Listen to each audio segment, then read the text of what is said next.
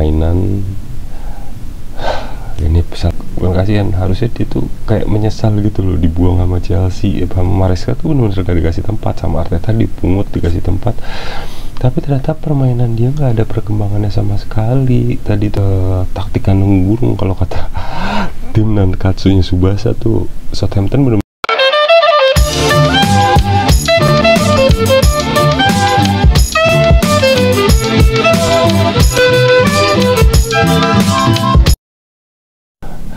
langsung aja kita masuk ke konten Only Gunners. Oke, hari ini hari Minggu tanggal 5 Oktober 2024 jam 1:30 ketika video ini dibikin.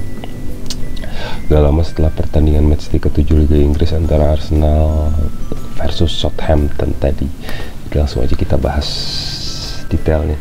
Oke, memasuki pekan ke-7 Liga Premier Inggris, Arsenal melawan Southampton ya. Secara permainan ini salah satu pertandingan yang menurut gue pribadi salah satu pertandingan yang agak bikin frustasi sih menurut gue. Oke. Sorry nih kalau agak berantakan, gue ngurutin timeline-nya baru balik banget soalnya, tapi emang harus dibikin video ini. Oke. Jadi secara formasi Arsenal masih pakai formasi secara pola pattern pakai 4-2-3-1 seperti biasa, tapi ada beberapa pergantian pemain yang cukup signifikannya di line up. Back four-nya Arsenal hari ini Jurien Timber nggak main, yang biasanya reguler dia di 3 pertandingan terakhir. Digantiinnya malah mengejutkan oleh Thomas Partey. Thomas Partey berperan jadi bek kanan, kemudian di tengah Jorginho main sebagai defensive midfielder atau jangkar, dia sebagai kapten juga. Didampingi oleh Declan Rice dan Declan sama siapa sih tadi, astagfirullahaladzim. Pokoknya backnya tuh susunan back four tuh siapa, Thomas Partey, Saliba sama Gabriel reguler biasa, kirinya Calafiori, tengahnya Declan, Jorginho, depannya tuh Sterling akhirnya masuk jadi starting line up. Kai Havertz, oh iya Kai Havertz agak didorong agak belakang, dia jadi gelandangnya 3, Havertz, Jorginho dan Declan. Depannya Gabriel Jesus jadi target man atau striker, didamping oleh Bukayo Saka di sisi kanan, dan seperti yang tadi gue bilang Raheem Sterling akhirnya main jadi starter untuk pertama kali semenjak gabung Arsenal ya. Oke. Di pertandingan ini ya kalian udah pasti lihat hasilnya lah. Skornya secara skor sih 3-1 ya, cukup meyakinkan ya, cukup meyakinkan. Tapi untuk gue yang nonton langsung pertandingannya selama 90 menit, ini adalah salah satu pertandingan yang bikin frustasi sih, cukup frustasi sih menurut gue, karena perubahan line up yang dimainkan Arteta itu sangat sangat mempengaruhi ternyata ke permainan Arsenal tadi lawan Southampton hari ini. Yang biasanya posisi Odegaard digantiin Trossard yang cukup efektif lah ya, Arsenal belum kalah dengan pola itu semenjak Odegaard cedera. Havertz dimundurin, tapi sebagai gantinya Arsenal benar-benar kehilangan kreatif atau kreator atau seorang yang kreatif lah di lini tengah. Bukan artinya Havertz nggak kreatif ya, cuman Trossard sama Odegaard ini adalah dua pemain yang spesial menurut gue, punya special talent dan sangat kreatif, dan itu bikin warna Arsenal dalam menyerang tuh jadi jauh lebih efektif gitu. Dan tadi tuh kerasa nggak ada banget, makanya di babak pertama tuh skor imbang 0-0. Itu pertandingan yang cukup boring sih, jujur aja gue nonton tuh sampai ngantuk banget pertandingan babak 1, karena Arsenal menguasain bola hampir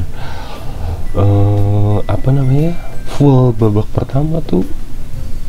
Gila banget taktikan burung kalau kata tim Nankatsunya Tsubasa tuh. Southampton benar-benar hampir nggak punya peluang ya, karena nggak ada kreatif di lini tengah yang biasanya ngasih suplai bola tiba-tiba atau tak terduga kayak Trossard dan Odegaard, jadinya tuh serangan Arsenal mandek banget gitu loh.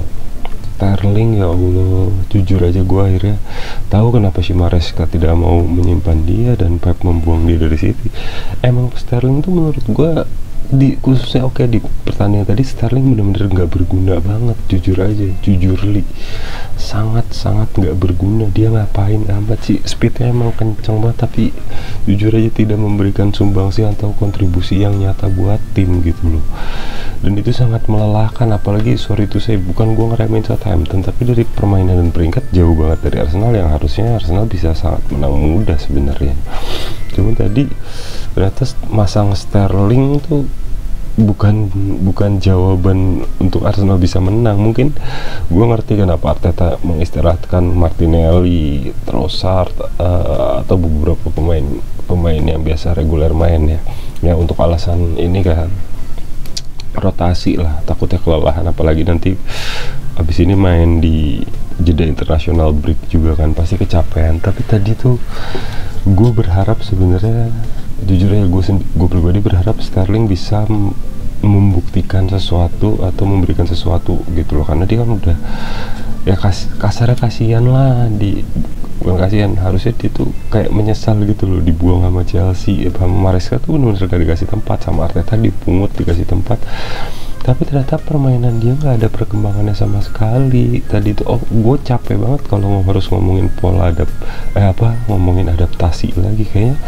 untuk pemain dengan pengalaman dia dan seusia dia udah nggak perlu, apalagi mainnya di Liga Inggris dengan lawan yang juga bukan tim yang gede-gede amat. Harusnya minimal dengan kelasnya Sterling tuh atau jam terbang Sterling harusnya bisa ngasih sesuatu lah. Tadi tuh bener-bener enggak banget, jadi makanya pertandingan berjalan sangat membosankan di babak 1-0. Dan ini yang sebenarnya gue lupa gue bahas, tapi sebenarnya mau gue bahas dari video 1, 2, 3, 4 ya, sebenarnya dari video sebelumnya lah, 1, 2, 3, 4 lagi. Kekurangan Arsenal semenjak era Arteta adalah minimnya shooter long range atau penembak jarak jauh. Dulu ketika 2 tahun lalu ketika Granit Xhaka masih ada di Arsenal, posisi itu bisa dimainkan dengan cukup baik sama Saka, meskipun intensitasnya nggak sering ya. Kalau tim-tim lain tuh kayaknya banyak banget shooter dari tengahnya gitu. Gua nggak tahu kenapa Arsenal, jarang banget pemain Arsenal yang berani mengambil inisiatif tendangan dari tengah, bahkan ketika keadaan buntu gitu loh. Kalau tim-tim lain tuh gue lihat banyak banget yang berani pemainnya, kayak City, Liverpool, bahkan Chelsea, Cole Palmer segala macam bla bla bla. Ketika buntu tuh mereka ngambil inisiatif tendangan jarak jauh, sedangkan Arsenal tidak melakukan itu. Gue heran kenapa, entah emang taktiknya Arteta atau emang nggak pada berani atau emang nggak ada kemampuan deh. Kalau secara pribadi menurut gue, dulu ketika masih ada Granit Xhaka, posisi itu diambil dengan cukup baik oleh Saka, meskipun intensitasnya balik lagi nggak sering, jarang juga tetap Arsenal bikin gol dari jarak jauh tuh, nggak kayak dulu. Tapi sepeninggal Saka, bahkan ketika masih ada Saka, ketika Saka tidak main tuh tetap bikin frustasi kalau Arsenal ngelawan tim yang bertahan kayak Southampton tadi gitu loh. Jadi Arsenal sangat nggak punya opsi untuk menciptakan peluang yang lebih baik, dan itu sangat disayangkan ya. Padahal gue ngarep Jorginho, Declan Rice atau Kai Havertz tuh lebih berani mengambil tendangan-tendangan jarak jauh untuk siapa tahu melepas kebuntuan gitu loh. Kemarin ketika lawan City, Calafiori melakukan itu, dan itu juga intensitasnya sangat jarang gitu loh. Menurut gue Arsenal butuh pemain yang emang punya kemampuan itu gitu loh, supaya untuk memecah kebuntuan, minimal bikin scrimmage atau nambah attempt lah, daripada kayak tadi itu pertandingan yang sangat membosankan banget menurut gue.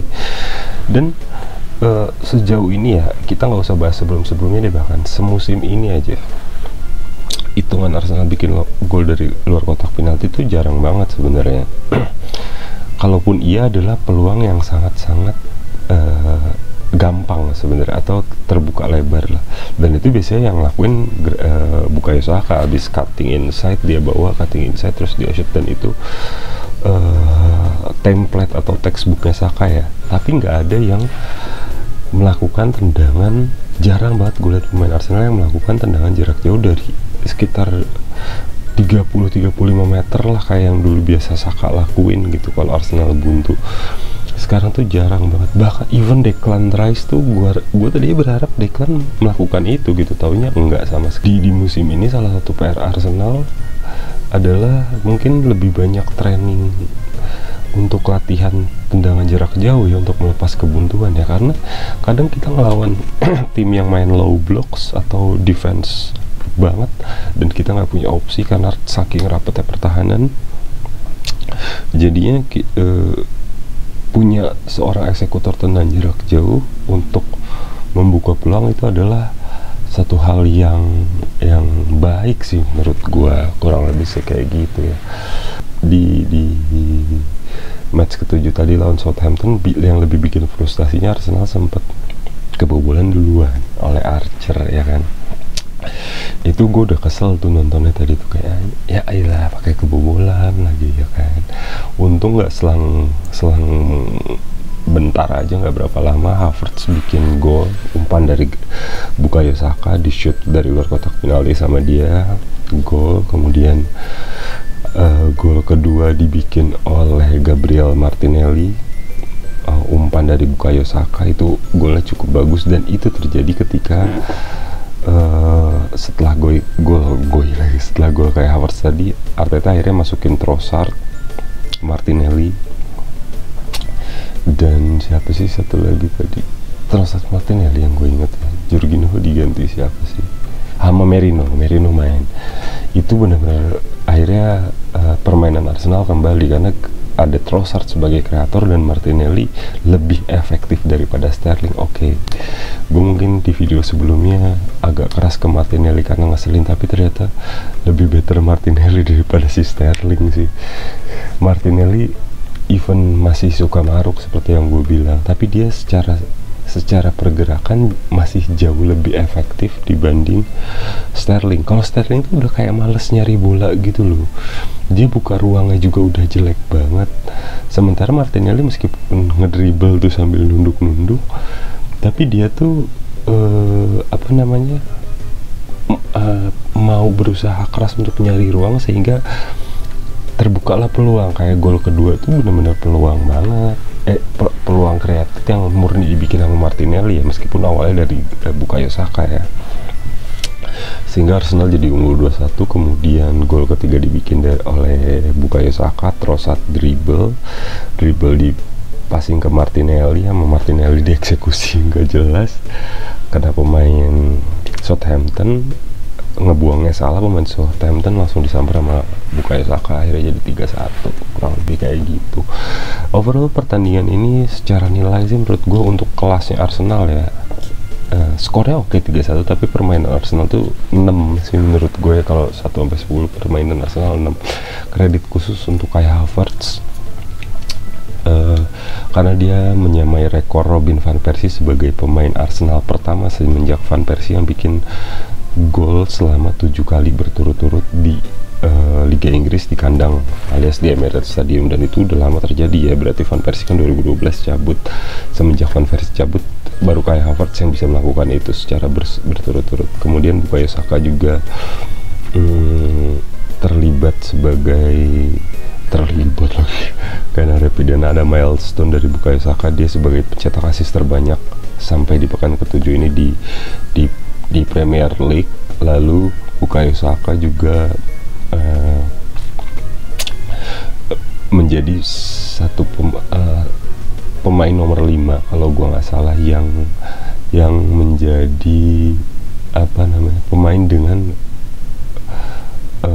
kontribusi gol dan assist terbanyak di Liga Inggris dengan 91 di peringkat 5 sepanjang masa. Jadi itu sebuah prestasi yang sangat gila sih untuk Bukayo Saka di 23 tahun dia usianya. Semenjak gabung tim inti Arsenal, Bukayo Saka udah jadi pemain yang sangat-sangat super berpengaruh banget buat Arsenal FC. Meskipun kayak tadi permainan Arsenal sangat-sangat boring, Tapi buat gue Bukayo Saka esensial banget perannya di Arsenal, karena mungkin kemarin ada banyak sempat rame ya, ada pandit Inggris siapa sih, Jamie Owara apa kalau nggak salah, dia bilang Bukayo Saka bukan world class. Kalau menurut gue pribadi Bukayo Saka sangat world class dengan tim Arsenal. Oke, gue nggak akan bilang kalau dibandingin pemain lain deh, nggak usah. Cuman untuk sekarang Bukayo Saka sangat world class sekali karena membawa Arsenal sampai di posisi ini dan sangat cocok nyetel. Tapi kalau Bukayo Saka dipindah ke tim lain, belum tentu memang dia menjadi seefektif ketika dia di Arsenal sekarang gitu loh. Jadi sebutan world class atau enggak sih menurut gue tergantung situasinya banget. Tapi buat gue pribadi Bukayo Saka sangat world class gitu loh, dan itu ya sih kayak gitu ya. Dan satu yang gue cukup aneh dari pertandingan tadi itu, kenapa Arteta memainkan Thomas Partey sebagai bek kanan, itu paling aneh banget. Sebenarnya gue tahu ini formasi sempat dicoba setahun atau 2 tahun lalu gitu ya. Partey sebenarnya posisi Partey itu invert fullback, dia mainnya lebih ke tengah juga pada akhirnya. Cuman ya usianya Partey sekarang tuh udah nggak cocok juga untuk habis tenaganya, dia beda banget sama 2 tahun lalu. Dan yang gue lebih aneh sebenarnya di bench tuh ada siapa Tomiyasu, pakai itu ada dua bek kanan malah mainin Thomas Partey. Banyak orang bilang Arteta masih idealis. Gue pribadi berpendapat sama ya, Arteta kelihatan masih idealis. Kadang dia ketika nyoba suatu formasi itu kayak nggak dengerin publik, padahal publik udah sering juga kritis dia sebenarnya. Tapi buat gue sih saat ini selama Arsenal masih bisa bersaing dan menang dengan permainan yang efektif dan bagus, udah sangat oke banget. Itu aja sih. Gue berharap Arsenal kedepannya lebih cepat bisa killing game, dan untuk ngelawan tim-tim yang levelnya jauh lebih di bawah dia tuh udah harusnya di level atau di ambisi Arsenal sekarang tuh Arsenal killing the game dengan lebih cepet gitu. Jadi nggak nyanyain, bukan ngeremehin tim yang peringkatnya bawah segala macam ya, bukan. Cuman udah harusnya kayak gitu kalau emang berniat jadi juara, karena kalau enggak terus fatal atau sial, itu sangat berpengaruh ke poin, dan akhirnya puasa gelar lagi kayak sebelumnya, kurang lebih gitu. Dan terakhir di pertandingan tadi Arsenal Southampton, kiper lama kita Aaron Ramsdale balik ke Emirates, dan dia dapat sambutan hangat banget dari para Gunners ya. Para Gunners para penonton yang hadir pada tepuk tangan. Lalu di full match ini komentar gue tentang Ramsdale, ya gue ngerti juga kenapa Ramsdale dibuang sama Arteta, sorry to say. Kalau secara emosional gue suka sama Ramsdale, tapi kalau secara ambisi ya gue ngerti kenapa dia dibuang sama Arteta, karena tadi pun bikin blunder banyak sih dia, dengan operan-operan yang nggak perlu gitu loh. Masih seperti dulu ketika Raya datang dan dia dicadangkan, ya itu alasannya, masih banyak blunder, belum banyak berubah. Tapi semoga Ramsdale bisa berbahagia di klub barunya, itu aja sih. Jadi sekian dari gue, sampai jumpa di Only Gunners berikutnya, bye.